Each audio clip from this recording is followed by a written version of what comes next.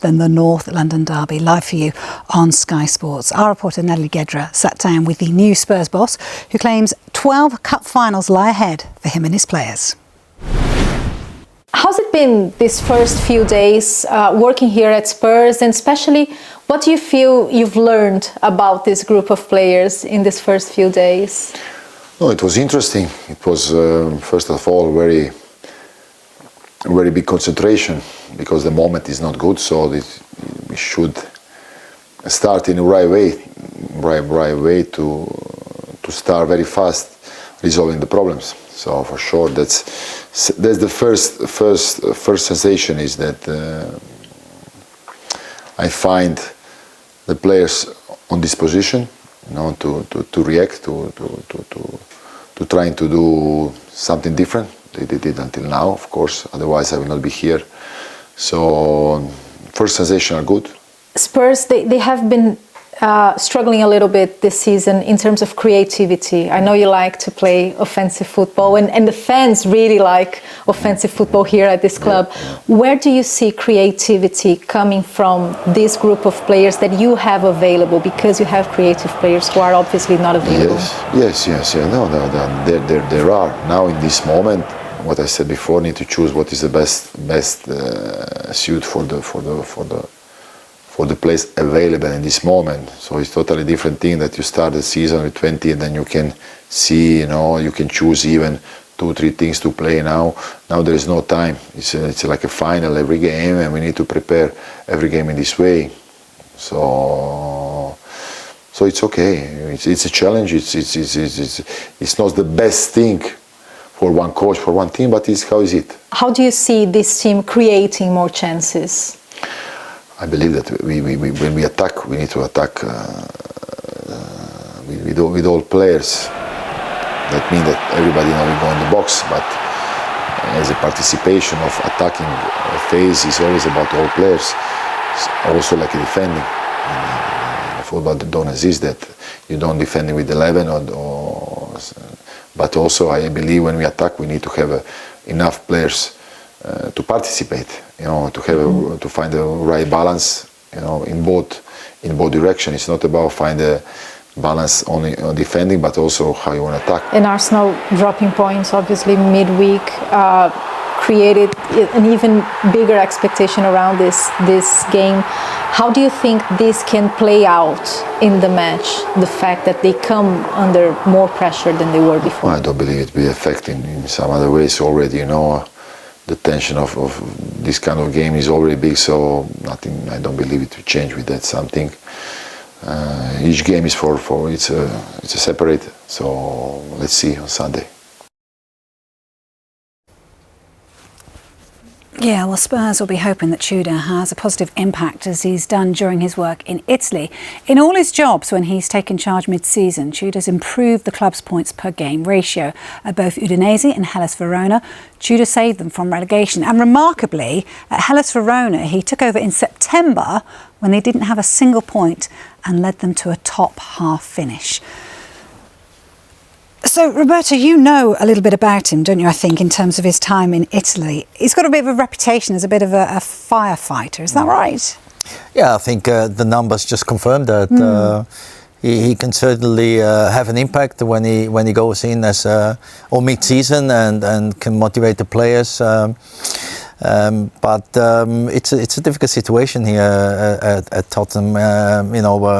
I think everybody's surprised to see the club in that position.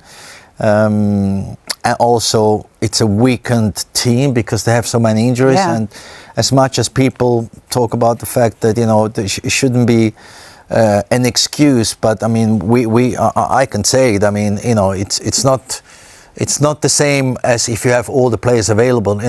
If you have major or big players that are not available, they can make a huge difference in your team. So certainly there is let's say a little bit of an excuse that there are so many injuries.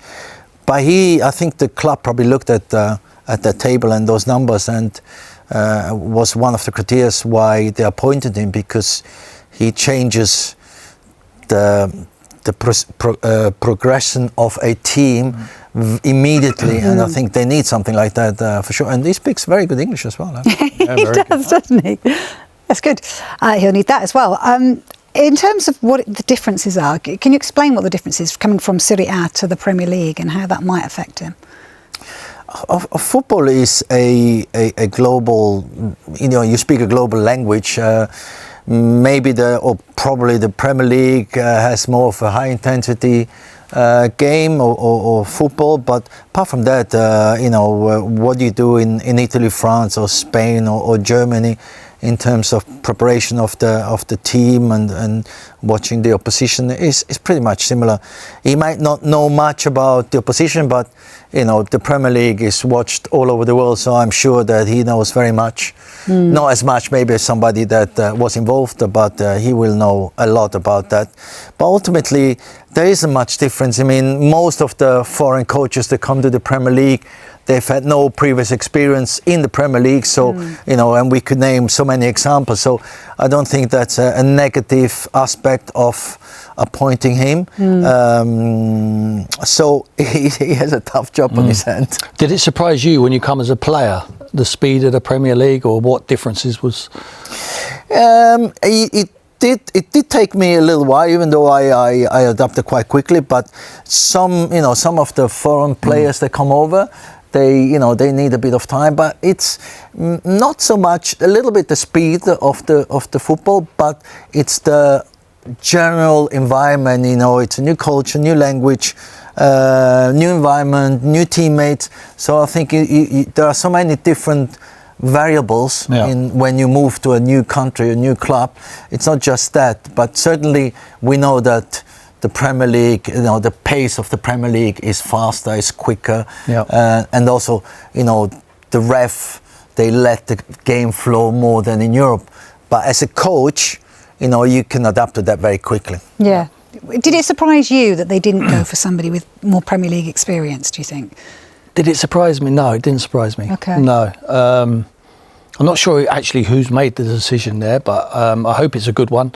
No one wants to see, certainly from this side, don't want to see any Tottenham in the Championship. What are you trying to say? No, I heard what you said earlier to me about Tottenham. But no, I did not say anything. I'm joking.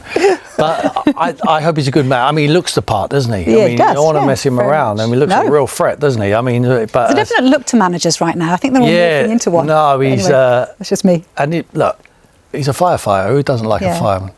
That's true. That's very true. What will he be focusing on? I mean, he's only, had a week with them or so. What do you do? You've got to hit the ground running. I mean, you've done that before yourself. So what do you do with the players in a week? What do you do? I mean, he has a limited amount of players to choose from. So on one hand, the team is almost given. I'm not sure it's going to change too much, because we said before the program that he normally plays with a back three. Yeah. I'm not so sure it's going to change so much because he hasn't got time to tactically work with the team. So he's probably going to leave the team as much as possible the same. He just has to galvanize them, motivate them. Obviously tidy up a little bit the organization, maybe the defensive organization. Also, he was talking about the offensive organization, and try to have little steps, day by day, improve, a little bit on this, a little bit on that, and try to get points. At now it's just about getting points on board. Exactly. What he has to do is the non-negotiables. They have to be there. The tackling, the running hard. He's talked about running, distances covered.